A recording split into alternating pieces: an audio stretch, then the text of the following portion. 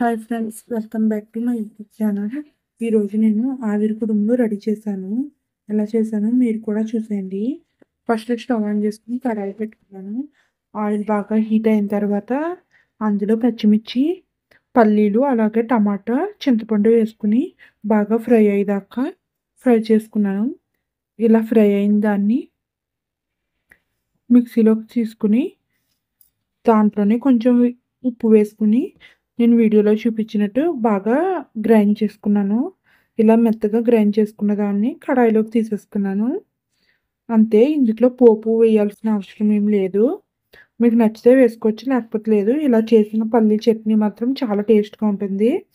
ఇప్పుడు నేను దీన్ని పక్కన పెట్టేసుకున్నాను. దీని తర్వాత నేను మార్నింగ్ నానబెట్టుకున్న మినపగుండుని 4-5 సార్లు బాగా కడుక్కుని మిక్సీ జార్లో వేసుకున్నాను. ఇలా మిక్సీ జార్లో వేసుకున్న తర్వాత ఈ మినపగుండుని పక్కన పెట్టేసుకున్నాను. దీంతో పాటే ఈ మినపగుండుని బాగా కడుక్కున్నప్పుడే నేను ఇడ్లీ నూకను కూడా కడుక్కున్నాను. 1 కప్పు మినపగుండుకి 2 కప్పులు ఇడ్లీ రవ్వను తీసుకున్నాను. ఇడ్లీ రవ్వను కూడా ఒక 3-4 సార్లు బాగా కడుక్కుని పక్కన పెట్టేసుకున్నాను.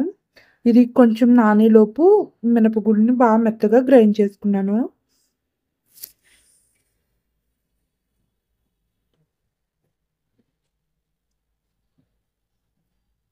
నేను వీడియోలో చూపించినట్టు మినపగుళ్ళని బాగా మెత్తగా గ్రైండ్ చేసుకున్న తర్వాత ఈ నూకలో కలిపేశాను. నూక పిండి బాగా కలిసేలా కలుపుకున్న తర్వాత నేను కొంచెం పిండిని తీసుకుని ఫ్రిడ్జ్లో స్టోర్ చేసుకున్నాను. ఇదైతే ఇప్పుడు సరిపోతుంది.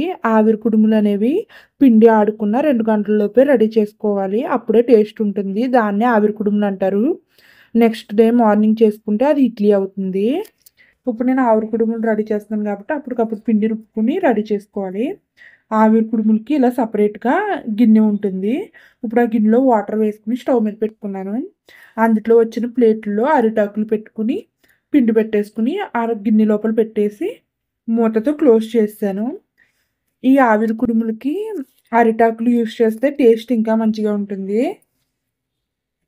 ఇలా స్టవ్ ఆన్ చేసుకున్న తర్వాత ఇవి ప్లేట్స్ లోపల పెట్టేసి స్టవ్ ఆన్ చేసిన తర్వాత ఒక 20 మినిట్స్ అలా స్టీమ్ అవనిచ్చాను. ఒక 20 మినిట్స్ తర్వాత చూస్తే ఇవి మంచిగా కుక్ అయినాయి. ఇలా చేతితో ఒత్తుకుంటే మనకి పిండి చేతికి అంటుకోకపోతే ఇది రెడీ అయిపోయినట్టే. ఇప్పుడు మళ్ళీ దీన్ని మూత పెట్టేసి ఒక 5 మినిట్స్ చల్లగా అవనిచ్చాను. ఈలోపు నేను పానకం కూడా రెడీ చేశాను, బెల్లం పానకం. ఒక బౌల్లో బెల్లం వేసేసి కొంచెం వాటర్ వేసి బాగా పానకం వచ్చేలా మరగనిచ్చాను. అంతే, పానకం కూడా రెడీ అయిపోయింది. ఇప్పుడు ఈ ఆవిరి కుడుములు కొంచెం చల్లగా అయినాయి. ఇప్పుడు వీటిని ప్లేట్లోకి తీసేసుకున్నాను. ఆవిరి కుడుములకి బెల్లం పాకం ఉంది కదా, అది చాలా టేస్ట్గా ఉంటుంది. అందుకని నేను బెల్లం పాకం కూడా రెడీ చేశాను, చట్నీ చేసినా సరే. ఇలా ఇది ప్లేట్లోకి తీసేసుకున్నాను. ఇంకొక దాన్ని కూడా నేను ప్లేట్లోకి తీసేసుకున్నాను.